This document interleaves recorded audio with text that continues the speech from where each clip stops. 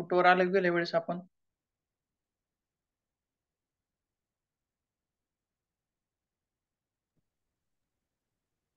जैन ध्यानाचा लाभ बघितला होता आपण.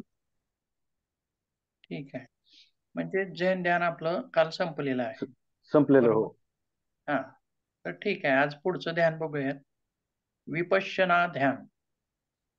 आता याच्याबद्दल तुम्ही पूर्वी ऐकलेलं असेल किंवा हे नाव तरी ऐकलेलं असेल. नाव ऐकलं काय विपश्यना. किंवा कोणी विपश्यनेचा कोर्स केलेला आहे का 10 दिवसाचा? नाही. तुमच्यापैकी कुणी?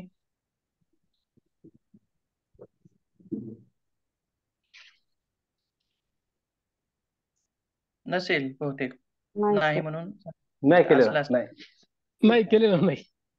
केलेलं असते तर लगेच बोलणं चालू झालं असतं. ठीक आहे. पुढे आता विपश्यना बघूया काय आहे विपश्यना. हे विपश्यना ध्यान सुद्धा बौद्ध धर्माशी निगडित आहे.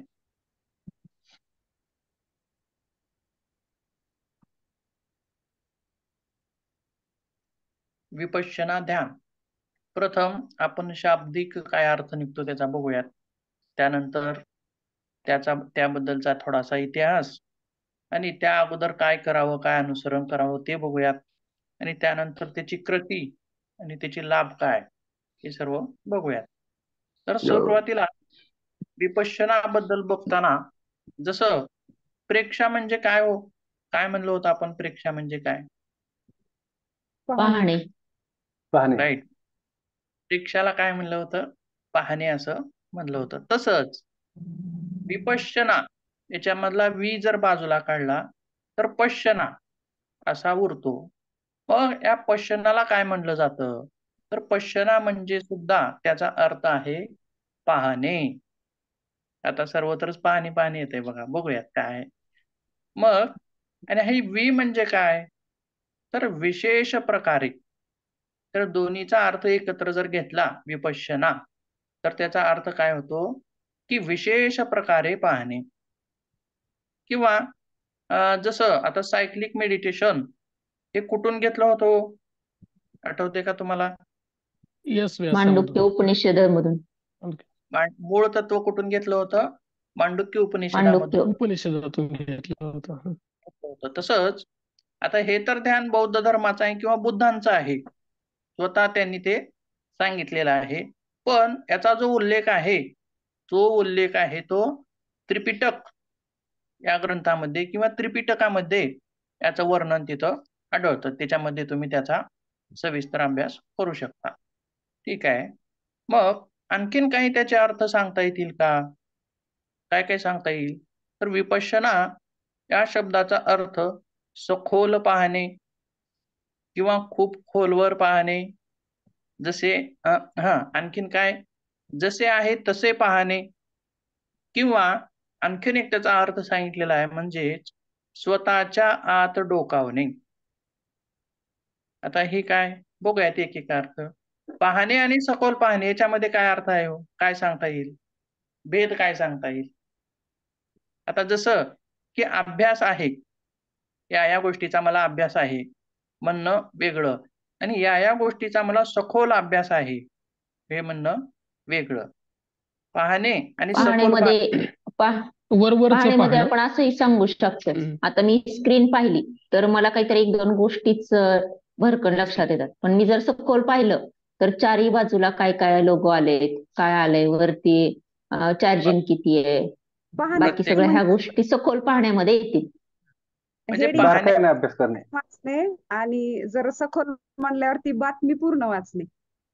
छान.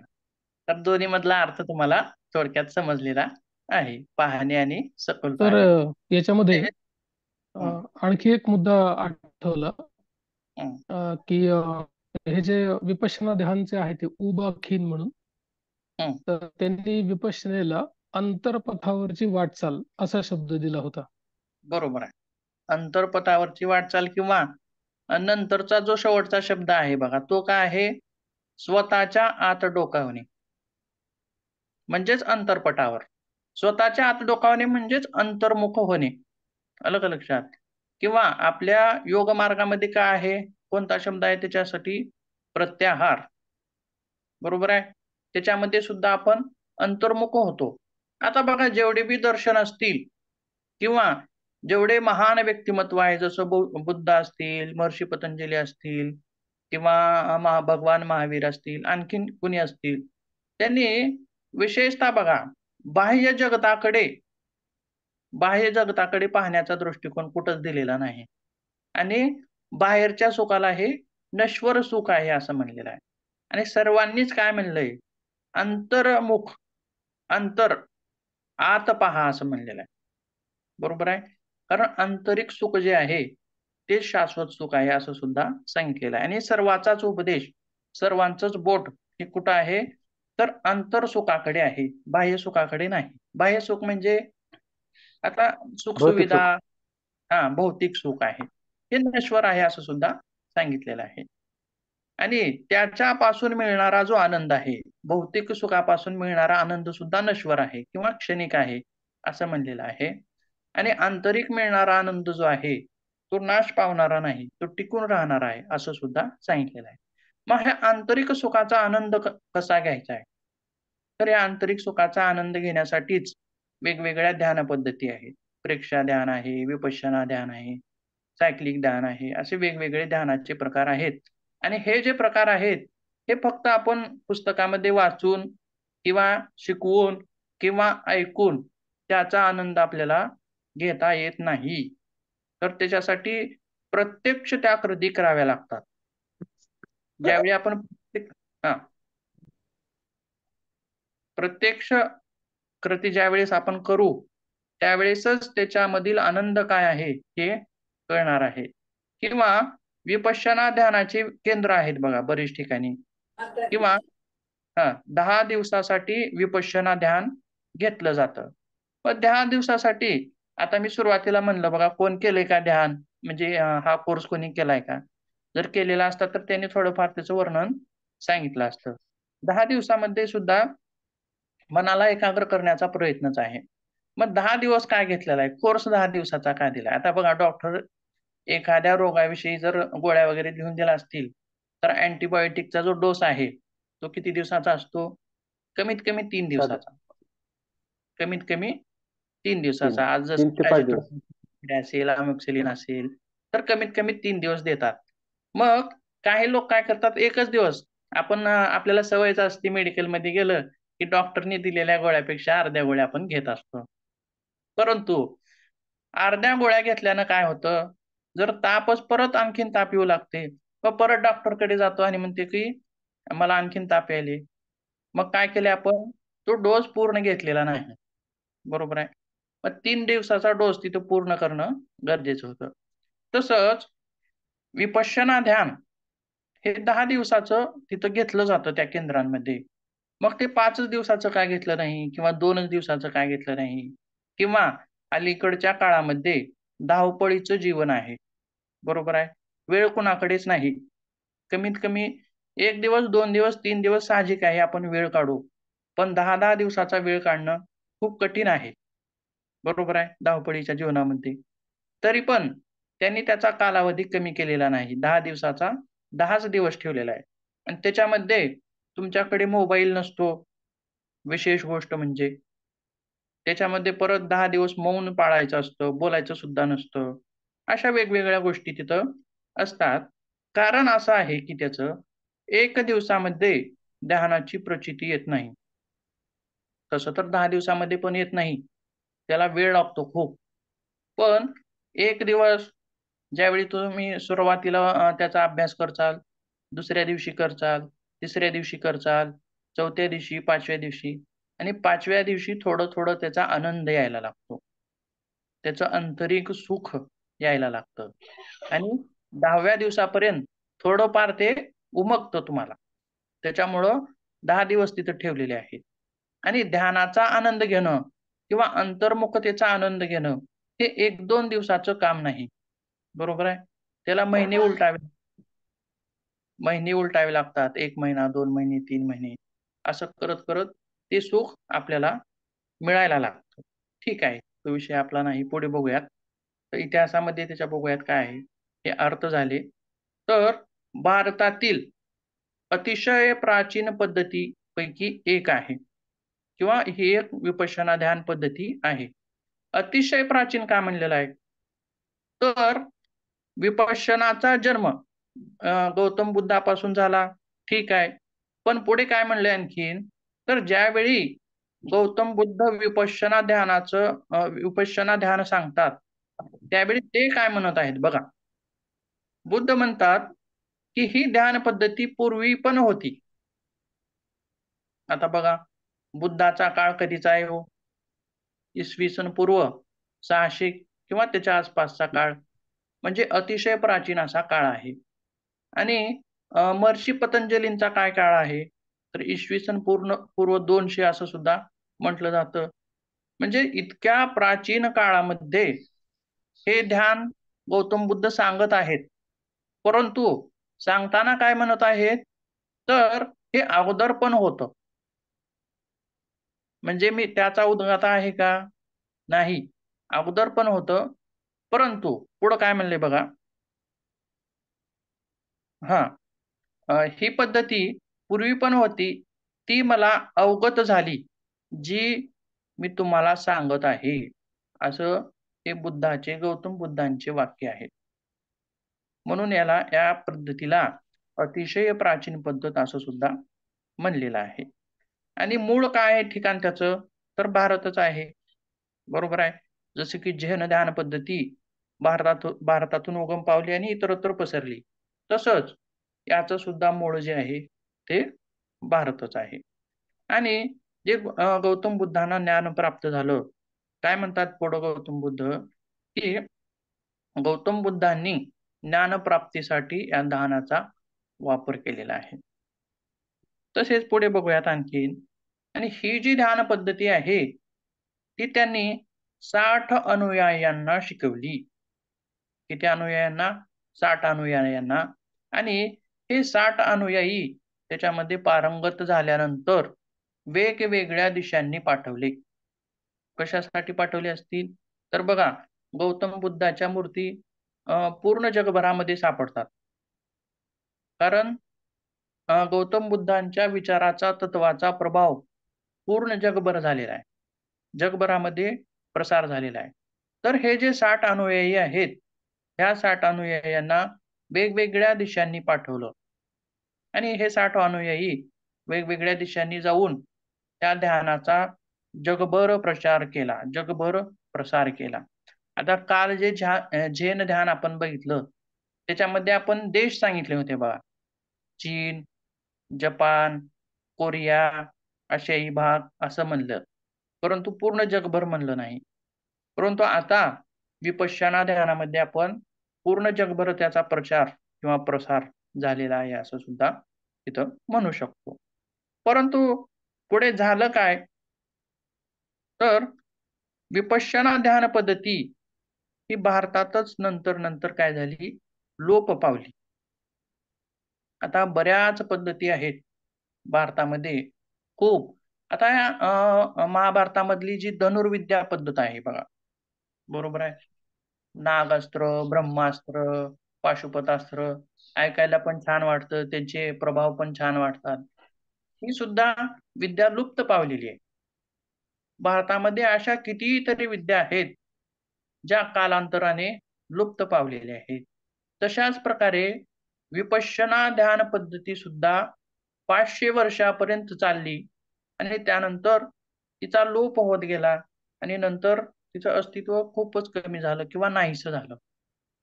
आणि आपला योग मार्ग जो आहे तो सुद्धा तसंच आहे. जसं की महर्षी पतंजलींनी सांगितलेला योग मार्ग आहे, तो सुद्धा लोपच पावलेला होता. परंतु नंतर जसं की अयंगर असतील किंवा आणखीन कृष्णमाचार्य असतील, स्वामी विवेकानंद असतील, किंवा आता आधुनिक काळामध्ये रामदेवजी असतील किंवा आणखीन जे योगी असतील, अशा लोकांनी परत बोला. ठीक आहे.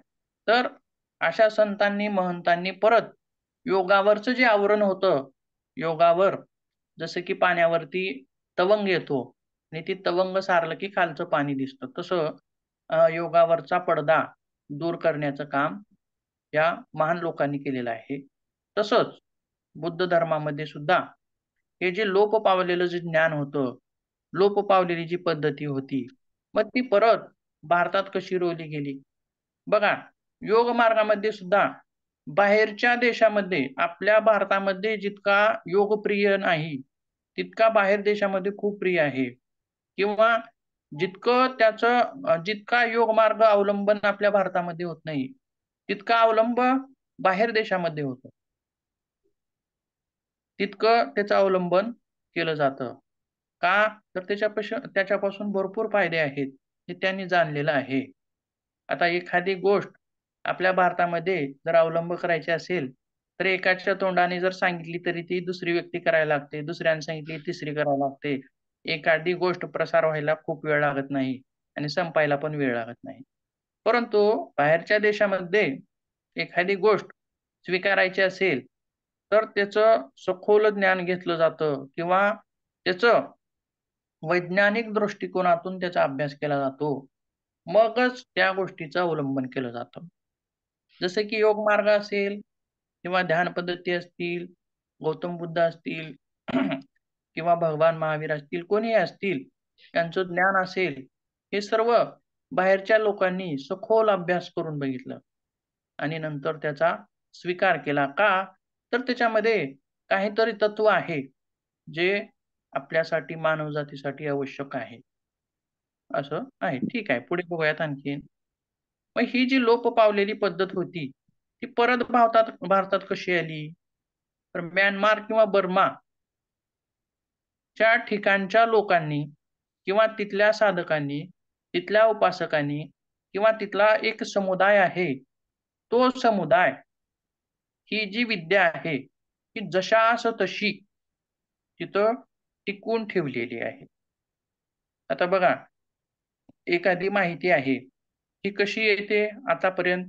एक एकतर गुरु परंपरेने येते किंवा आता वेद आहेत, ते लिहून ठेवलेले आहेत, बरोबर आहे. आणि ते लिहून ठेवलेले असल्यामुळं आपण त्यांचं वाचन करून त्याच्याबद्दल ज्ञान प्राप्त करू शकतो.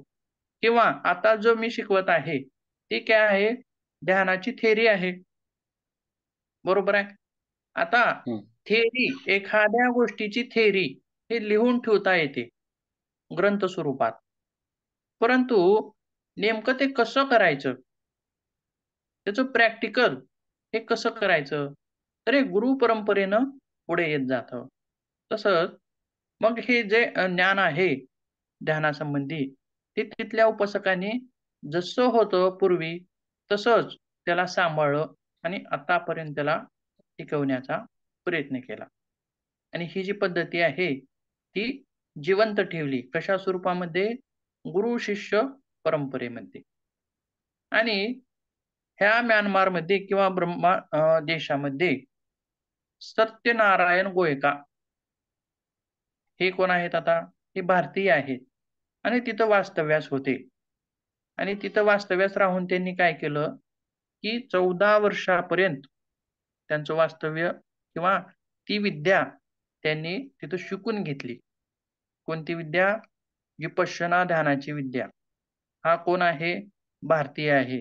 आणि कुठं शिकलाय? म्यानमारमध्ये. आणि विद्या कुणाची आहे? भारताचीच आहे. भारतीयच. बरोबर आहे. आणि परत पुनर्जीवन कोणी केलं? तर सत्यनारायण गोयंका यांनी परत भारतात आले आणि ती विद्या परत भारतात त्याचा प्रचार प्रसार करायला सुरुवात केली. त्यांना पद्मभूषण देऊन सुद्धा भारतानं गौरवान्वित केलेलं आहे. मग 1960 पासून या ध्यान पद्धतीला पुनर्जीवन प्राप्त झालं. परत ती जीवित झाली असं सुद्धा आपण तिथं म्हणू शकतो. आणि त्यांनी काय केलं?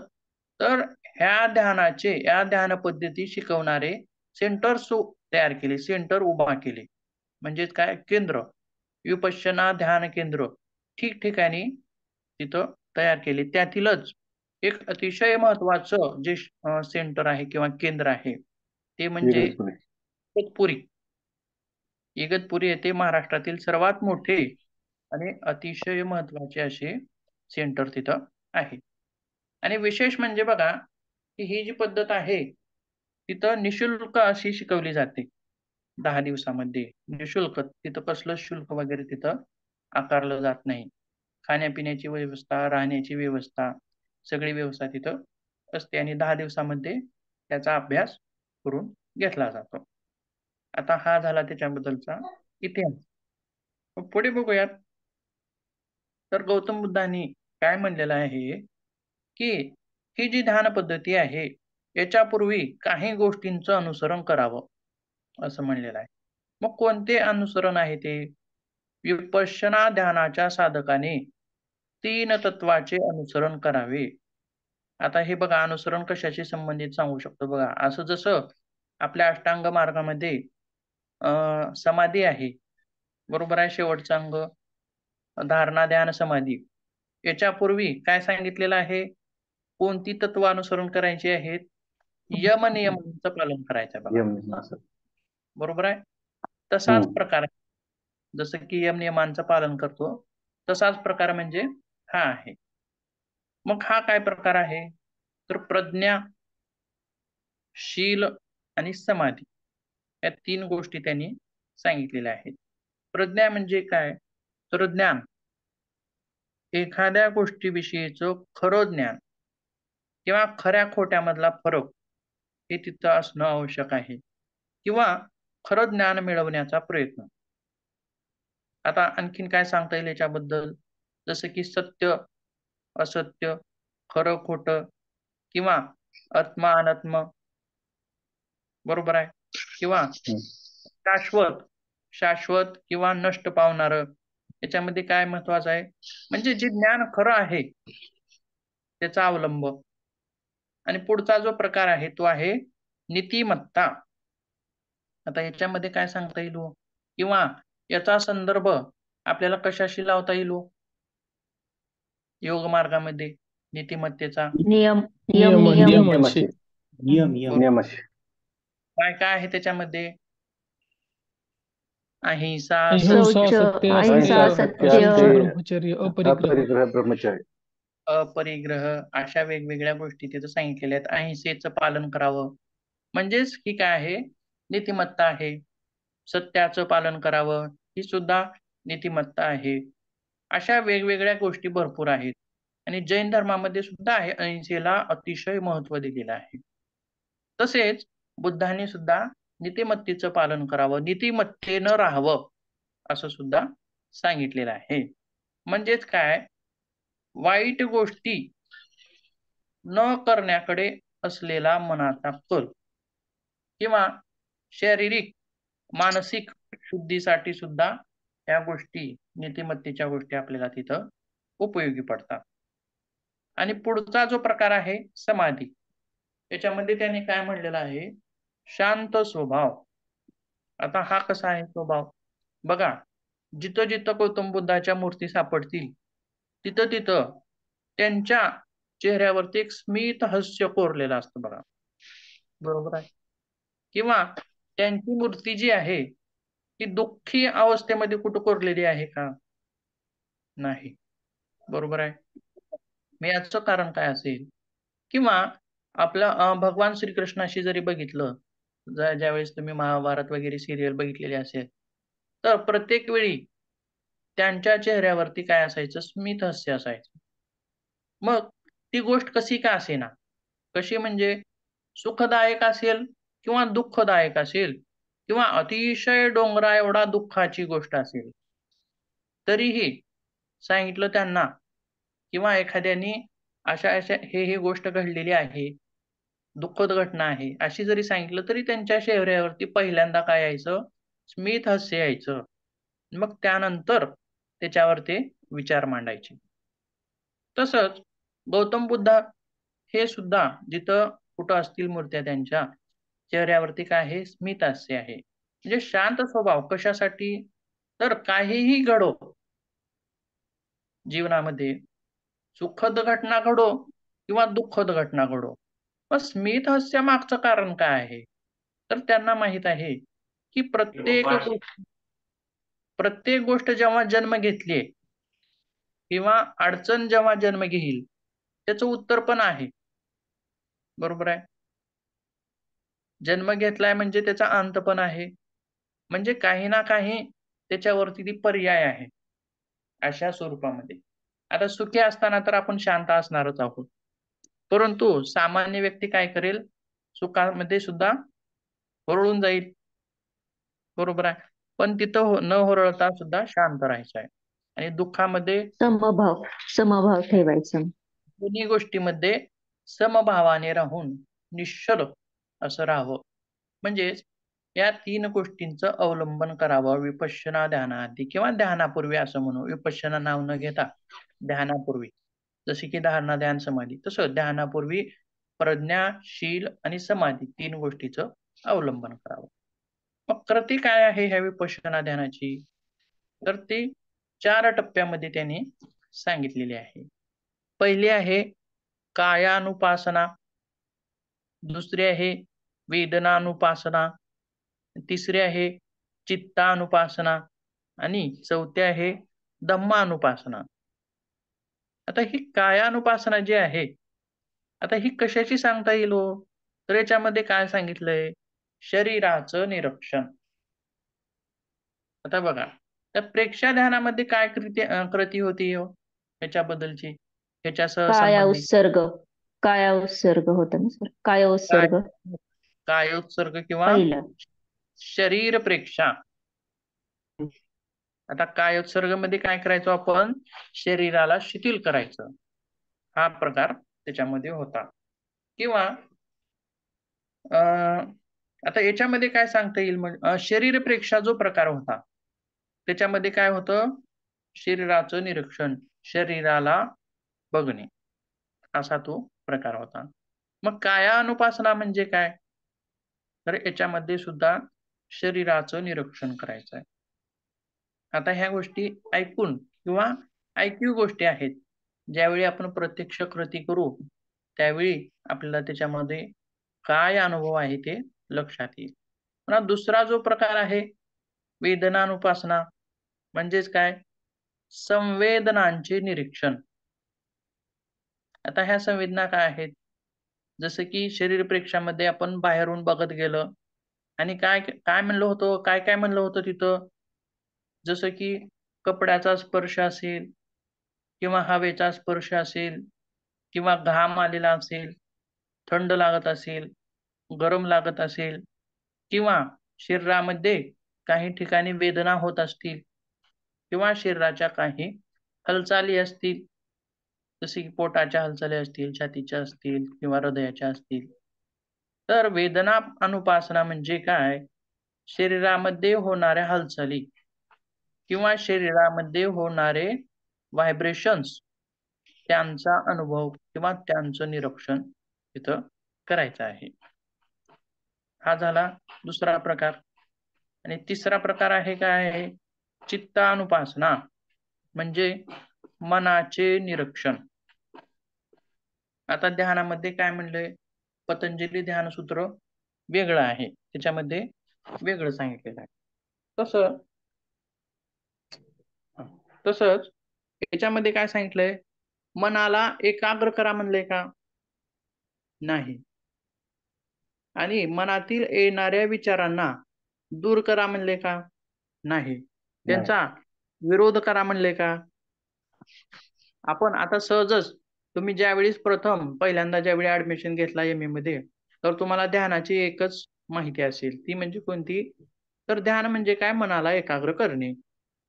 मग एकाग्र करताना काय? तर एखाद्या गोष्टीवर मनाला एकाग्र करणे. किंवा आणखीन काय म्हणता येईल? तर मनात मध्ये निर्माण होणाऱ्या विचारांना दूर सारणे आणि एका गोष्टीकडे मन नियंत्रित करणे. परंतु चित्तानुपासनामध्ये काय म्हणलंय? तर मनाचे निरीक्षण करा. तिथं येणाऱ्या विचारांना अडवायचं नाही, त्यांचा विरोध करायचा नाही, बरोबर आहे, किंवा त्यांना थोपवण्याचा प्रयत्न करायचा नाही. आता ज्यावेळी बघा आपण सुरुवातीला 3 ओंकार घेतो बघा, बरोबर आहे. मग 3 ओंकार घेताना सुद्धा बऱ्याच जणांच्या मनामध्ये विचार उठत असतील बघा. 3 ओंकार घेताना सुद्धा वेळ लागतो थोडासा आपल्याला. एखादा मिनिटाचा वेळ लागतो. 3 दीर्घ श्वास घेतो आणि 3दा ओंकार म्हणतो. त्यावेळी तुमच्या मनामध्ये विचार उठतात का हो? हो, येतात सर. एखाद दुसरा विचार येऊन जातच एकाग्रता ना. काही होत नाही.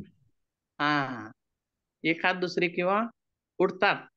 परंतु हा असा एक प्रकार आहे बघा, ज्यावेळी आपण मनामधील विचारांना बघण्याचा प्रयत्न करतो किंवा बघत जाण्याचा अभ्यास करत जातो, त्यावेळी आपल्याला ती उकल होते त्या विचारांची.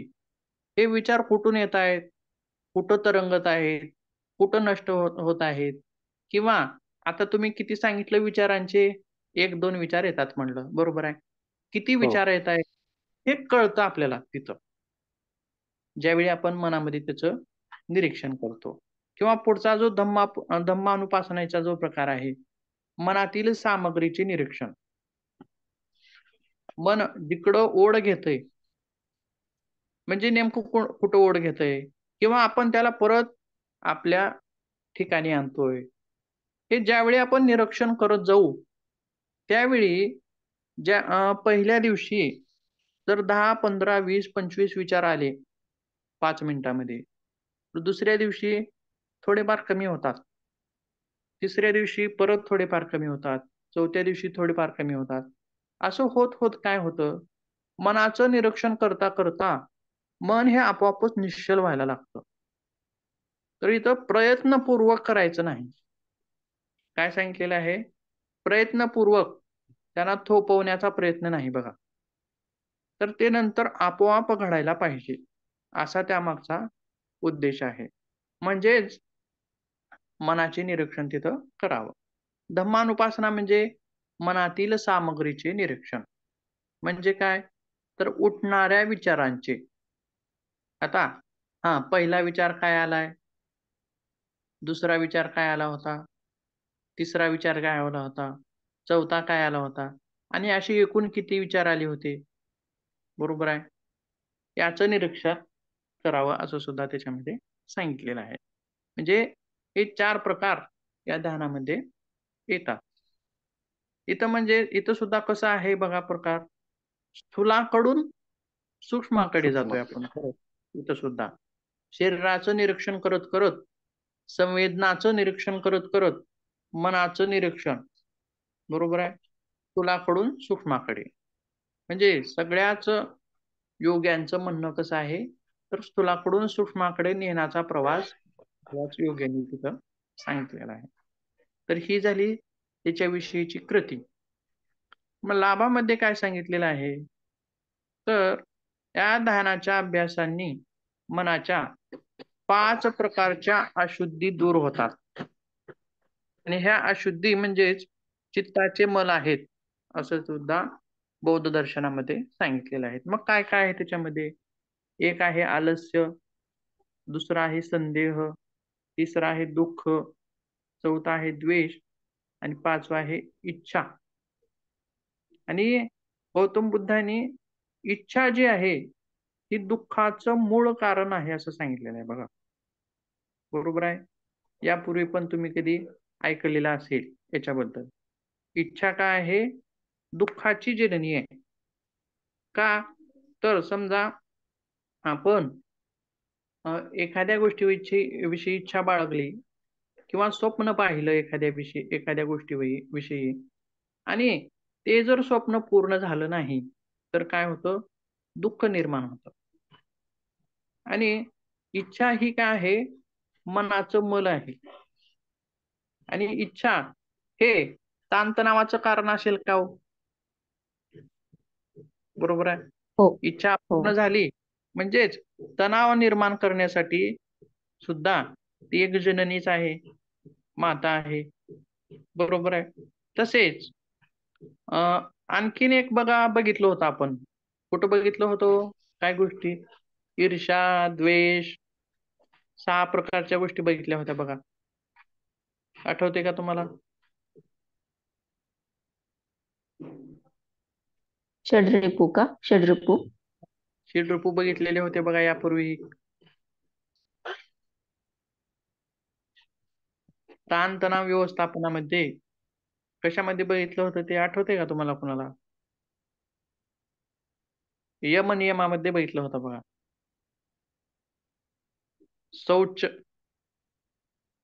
शौच म्हणजे शरीराचे मल वेगळे आणि व्यवस्थापन मध्ये पाहिलं होतं, ताणतणावाचे व्यवस्थापन मध्ये योगांच्या योग. बरोबर आहे. मनाच्या मलामध्ये सुद्धा आपण तिथं सुद्धा हे पाहिलेलं होतं. मग आलस्य काय आहे? तर ह्या ध्यानाने आलस्याची सुद्धा निवृत्ती होते. बरोबर आहे. आणि संदेह म्हणजे काय?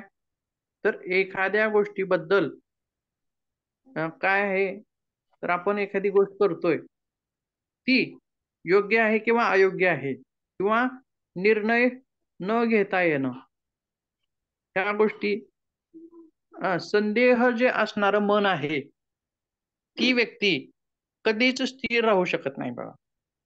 बरोबर आहे. संदेही मनाची. किंवा याच्यामध्ये आपण एक छोटंसं उदाहरण देऊ शकतो.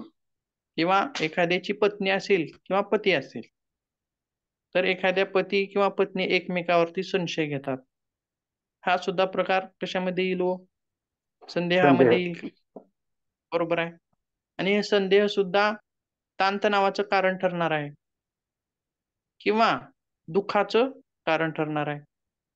आणि तिसरी जी गोष्ट आहे ती प्रत्यक्ष काय सांगितलेली आहे? दुःख सांगितलेली आहे. याचा सुद्धा आविर्भाव कशाने होतोय? विपश्यना ध्यानाने तिथं त्याचा सुद्धा आविर्भाव होतो असं म्हणलेलं आहे. दुःख म्हणजे काय?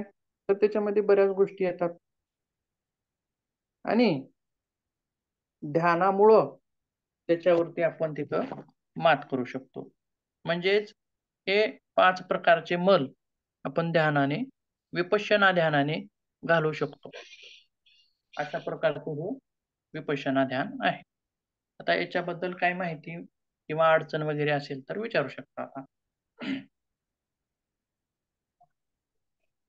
किंवा थोडक्यात एखादा प्रकार आपण घेऊ शकतो. तर हे चित्तानुपासना आणि धम्मानुपासना हे ना पतंजलीने सांगितलेलं योग चित्तवृत्ती निरोधाचाच प्रकार वाटतो मला. एक समान वाटतं दोन्ही पातळीवर. कारण चित्तवृत्ती निरोध म्हणजे चित्ताच्या वृत्तीचा विरोध करणे होत नाही, तर त्याचं ते व्यवस्थापन करणे, नियमन करणे असं होतं. नाही, पण इथं त्यांनी निरीक्षण करायला सांगितलं, बघायला सांगितलं, ते विरोध करायला सांगितलं ना, निरोध. मग इथं बी निरोध म्हणजे विरोध होत नाही ना सर.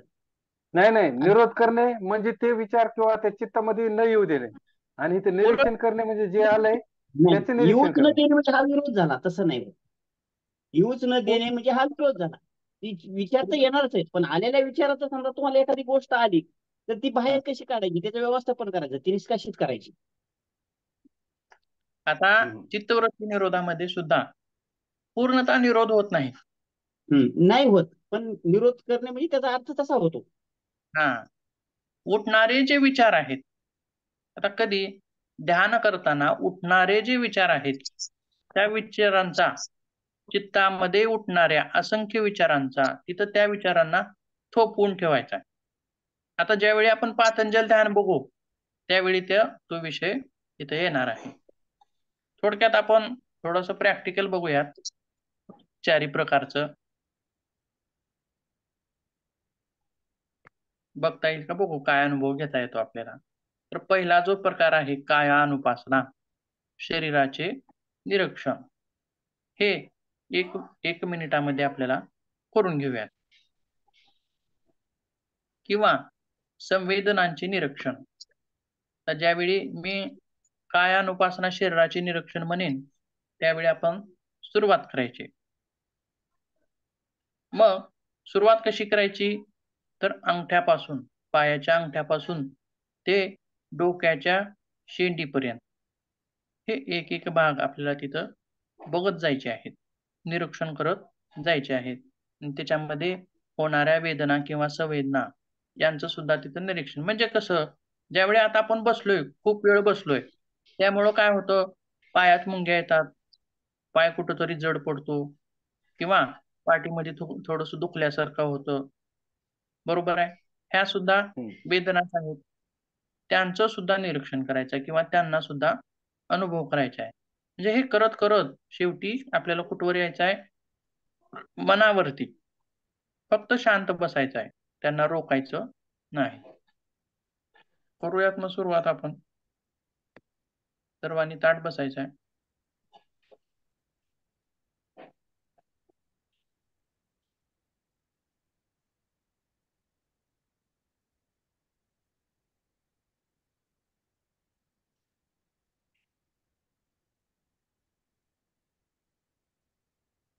सर्वप्रथम पायाकडे लक्ष, आपल्या पायांच्या बोटाकडे, 5 बोटे, अंगठा, त्यानंतर पायाची तळवे,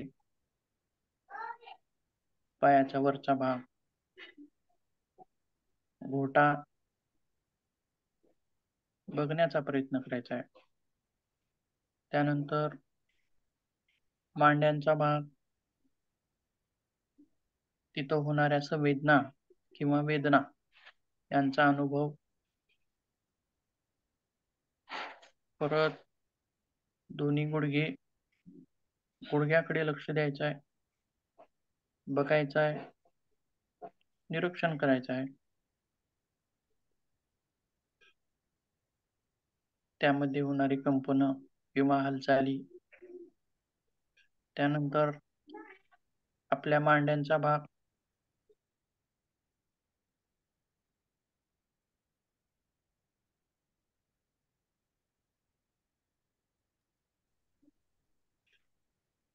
नंतर जंगांचा भाग,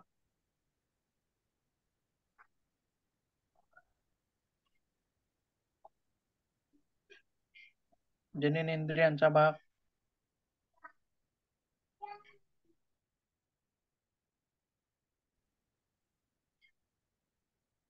पुढे पोटाकडचा भाग. फक्त निरीक्षण करायचं आहे. नाभी प्रदेश, नाभीभोवतालचा भाग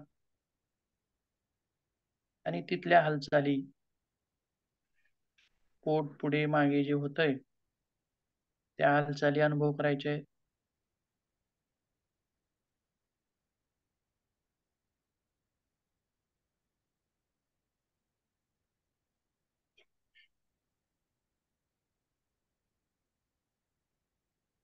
पाठीचा भाग, मेरुदंडाच्या शेवटचा खालचा भाग, माकड हाडाचा भाग. तिथं काही वेदना होत आहेत का? एकदम स्थिर. त्यानंतर थोडासा वरचा भाग कमरेचा,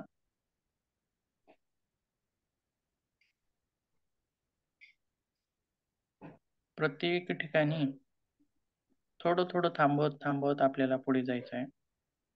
थोडं थोडं निरीक्षण करत करत पुढे जायचं आहे.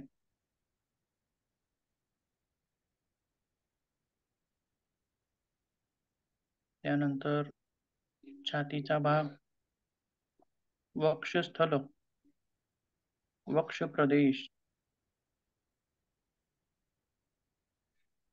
ज्यावेळी आपण श्वास घेतोय त्यावेळी छाती फुलती, श्वास सोडतोय त्यावेळी छाती आत जाते, याचा अनुभव घ्या.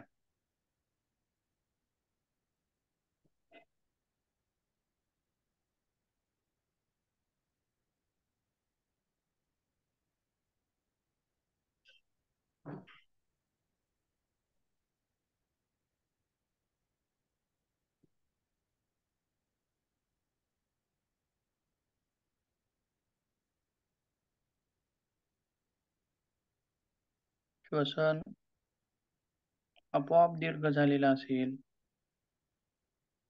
त्यानंतर दोन्ही खांद्याचा भाग निरीक्षण करायचा आहे. त्यानंतर दोन्ही हाताची बोट,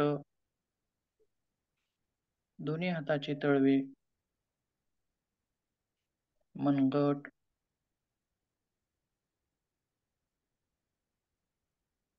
मनगटाच्या पुढचा भाग,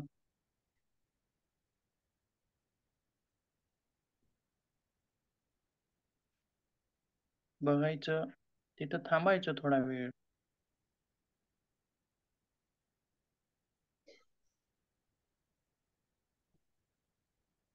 त्यानंतर दोन्ही कोपर बघायचे आहेत.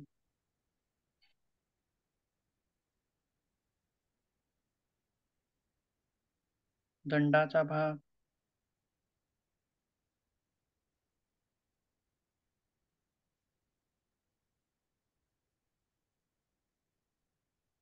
त्यानंतर खांद्याच्या संलग्न असणारा, मानेशी संलग्न असणारा खांद्याचा वरचा भाग, कॉलर बोन पासला भाग,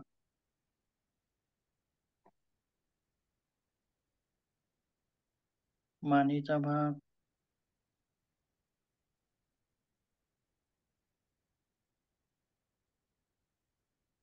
गळ्याचा भाग, कंठ,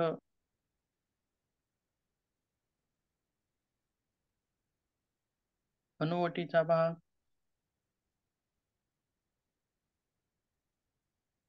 दोन्ही गाल,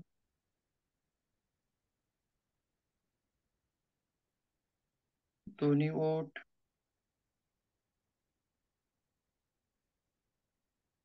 नाक आणि नाकातून येणारी हवा, श्वास आणि प्रश्वास, पूर्ण लक्ष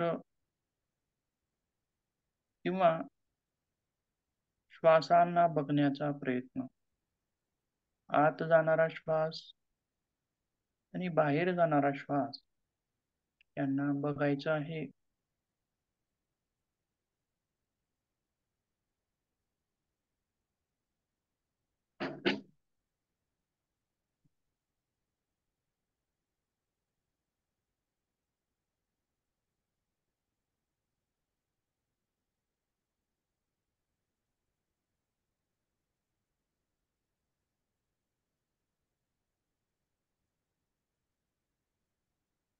त्यानंतर डोळ्याचा भाग, पापण्या,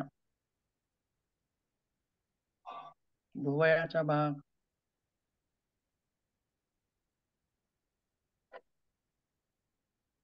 कपाळाचा भाग,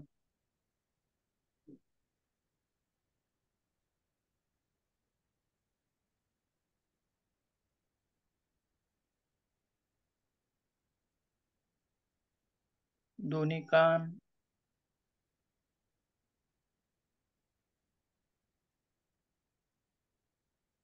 डोक्यावर असणारी त्वचा किंवा डोक्यावर असणारे केस यांच्याकडे निरीक्षण करायचं आहे, बघायचं आहे.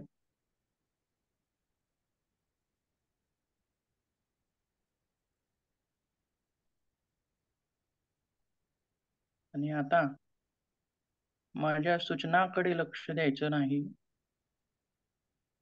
आता तुमचं लक्ष तुमच्या मनावरती केंद्रित करा. मनात येणाऱ्या विचारांना बघा. माझ्या सूचनावरती मन एकाग्र करू नका. तुमच्या ध्यानाची आता सुरुवात झालेली आहे. ज्यावेळी मी स्टॉप म्हणेन त्यावेळी थांबायचं आहे. पूर्ण लक्ष मनामध्ये उठणाऱ्या विचारांकडे.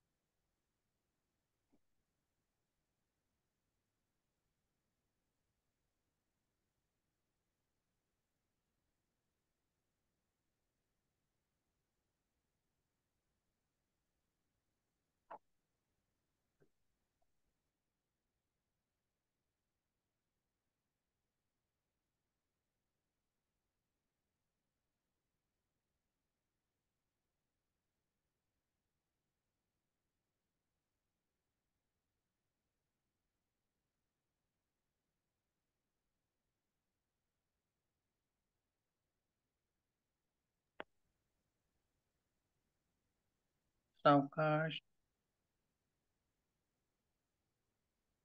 आपलं मनाकडचं लक्ष काढून परत सूक्ष्माकडून स्थूल देहाकडे सर्व शरीराचं निरीक्षण करून घ्या.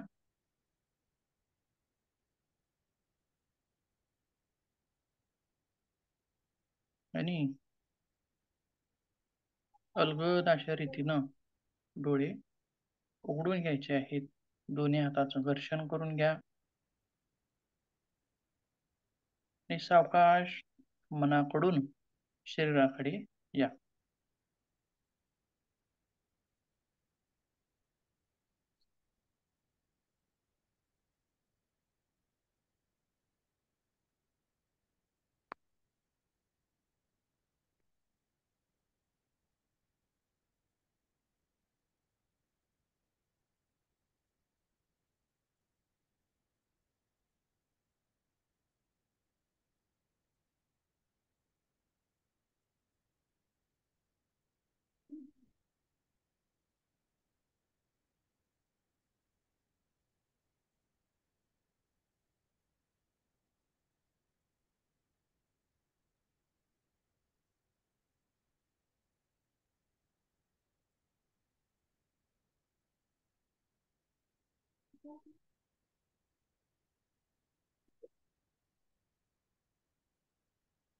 सर्वजण बाहेर आलेत ध्यानातून असं समजूया आपण की आणखीन कोणी ध्यानामध्ये आहेत.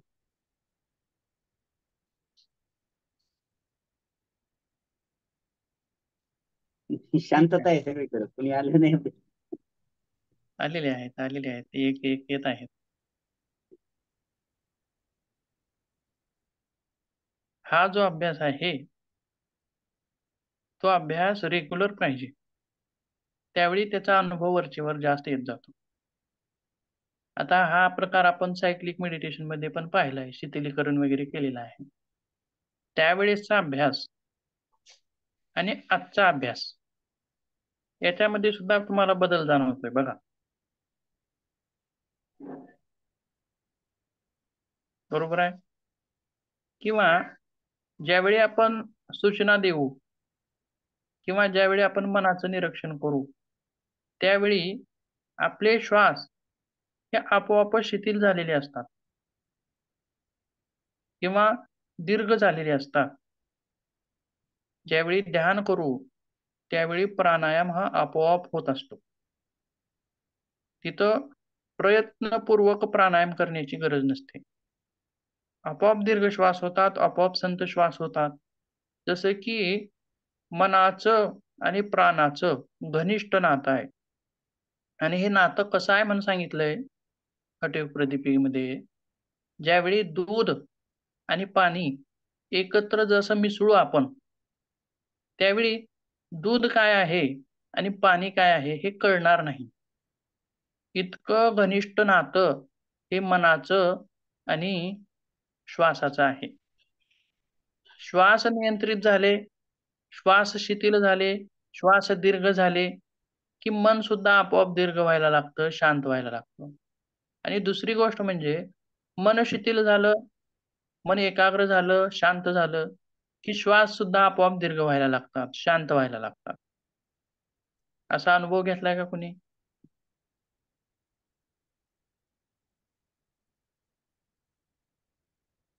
असा किंवा अनुभव नेहमी येतो ना. हा काय म्हणला? म्हणजे राग राग आला तर लगेच श्वासाची गती वाढते.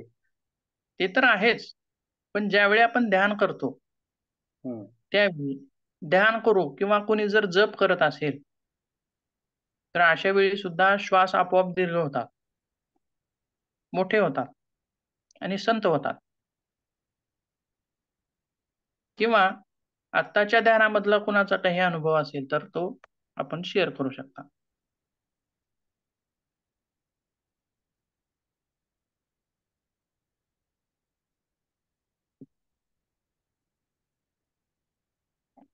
श्वासाची गती झाली दीर्घ. हा आता बघा बरं कसं लक्षात आलं. कारण एकमेकांचा सहसंबंध आहे तो. एकमेकावरती ते अवलंबून आहेत. आणखीन काही? मला ध्यान झोप यायला विचार लागली येऊन होती. गेले मनामध्ये. मला झोप यायला का? लागली होती, काय कारण असेल? हा, शरीराचा थकवा जसा दूर होतो तसा मनाचा थकवा दूर होतो. आणि थकवा दूर झाला म्हणजेच याला रिलॅक्सेशन असं म्हणलं जातं. शिथिलता. जसं शरीराला आपण बघा सूचना देत शिथिल करत गेलो एकेका ह्याला, म्हणजे शरीराचं शिथिलीकरण वेगळं आणि मनाचं शिथिलीकरण. जसं शरीराला शिथिल केलं आपण, तसं मनाला पण शिथिल करता येतं. बरोबर आहे. म्हणजे शरीराला शिथिल केलं की शरीरावरला ताण निघून जातो आणि त्याच्यामध्ये असणारं दुःख, दर्द, पीडा, वेदना त्या निघून जातात शरीराला शिथिल केल्यास. हे त्याचे फायदे आहेत. तसं ध्यानामध्ये मनावरचा थकवा दूर होतो, मनावरचा ताण दूर होतो, मनाचं दुःख, दर्द, पीडा या गोष्टी दूर होतात आणि मन हलकं व्हायला लागतं. आणि बघा, दुसरी गोष्ट म्हणजे ज्या व्यक्ती ताणतणावाखाली असतात अशा लोकांना झोप लागत नाही आणि झोपेची गुणवत्ता सुधारावी म्हणून त्यांना ध्यान दिलं जातं. का? तर मनावर असलेलं ओझं तिथं कमी होतं. म्हणजेच ध्यान म्हणजेच काय? एक प्रकारचं मनाचं सुद्धा एक शिथिलीकरण आहे. मन आपोआप शांत व्हायला लागतं. अशा स्वरूपामध्ये तो एक प्रकार आहे.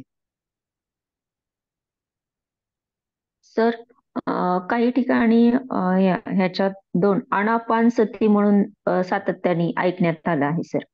विपश्यनाच म्हणजे बौद्ध ध्यानाचं हे विपश्यना ध्यानचं आनापानसती म्हणजे नेमकं काय आहे ते सर? यामध्ये आपण टप्प्यामध्ये येते का कुठे? ह्याच्यामध्ये ते येणार नाही. पण तेच आता जसं की आपण ह्याच्यामध्ये बघा प्रेक्ष ध्यानामधले विविध बरेच प्रकार बघितले आणि काल एक प्रकार आपण बघितला बघा, आनापान स्मृती, श्वासोश्वासांची जाणीव. आठवते का काल बघितलेलं मुद्दा हो. कालचा? ध्यानमध्ये. कशामध्ये? सर ह्याचं ना आता विपश्यनामध्येच ना सर बऱ्याच ठिकाणी जे असे शिबिर होतात किंवा काय, तर त्यामध्ये हे येतं सर, आनापानसती किंवा म्हणजे आनापान शिबिर. म्हणजे ह्या आपल्या ह्यामध्ये ह्या टप्प्यामध्ये नाही का ह्याचा समावेश होत? ह्याच्यामध्ये नाही. ते श्वासोश्वासावरचं नियंत्रण. आता आपण स्थूल देहाचं बघितलं, स्थूल देहाचं निरीक्षण केलं किंवा संवेदनांचं निरीक्षण केलं, मनाचं निरीक्षण केलं आणि मनातील उठणाऱ्या विचारांचं निरीक्षण केलं. ते कसं आहे? श्वासोश्वासांचं निरीक्षण. आणि तेच मुख्य आहे. आपण झेन ध्यानामध्ये बघितलं बघा, बरोबर आहे? तसंच जास्तीत जास्त प्रकार आता जे कोणी ध्यानाचे उद्गाते असतील किंवा बरेच ठिकाणी ध्यान जे सांगितलेलं आहे त्याच्यामध्ये आपण बघा हे परत परत येते बघा, शरीराचं निरीक्षण. सायक्लिक मेडिटेशन मध्ये पण आलं, प्रेक्षामध्ये पण आलं, बरोबर आहे, विपश्यनामध्ये पण आलं. तसं श्वासाचं निरीक्षण हा जो प्रकार आहे तो सुद्धा बरेच ठिकाणी, तो फक्त नावं वेगवेगळे असतात त्याची.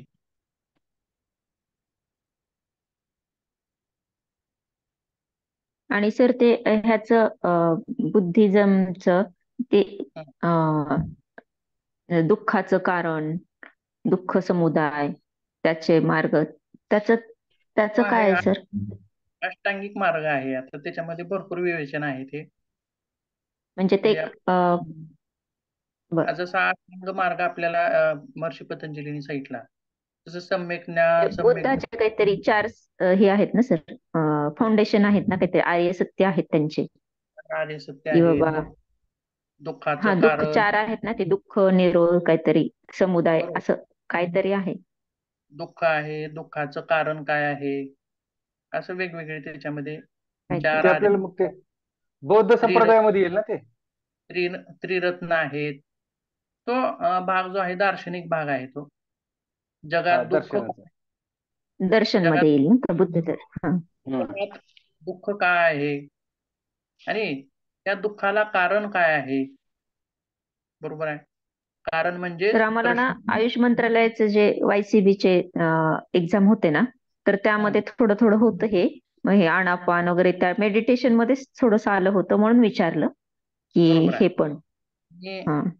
इच्छा आहे, इच्छापोटीच दुःख उत्पन्न होतं, असं वेगवेगळे आर्य सत्य आहेत.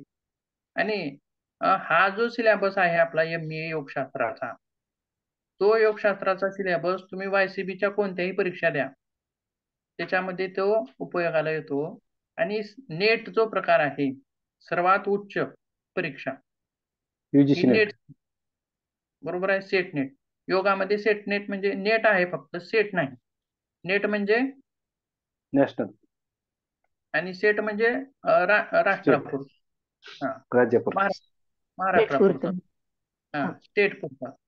मग नेट मध्ये सुद्धा आपला जवळपास 75% अभ्यास आपला इथं होतो MA योगशास्त्रामध्ये. आणि सविस्तर वर्णन त्याचं आहे.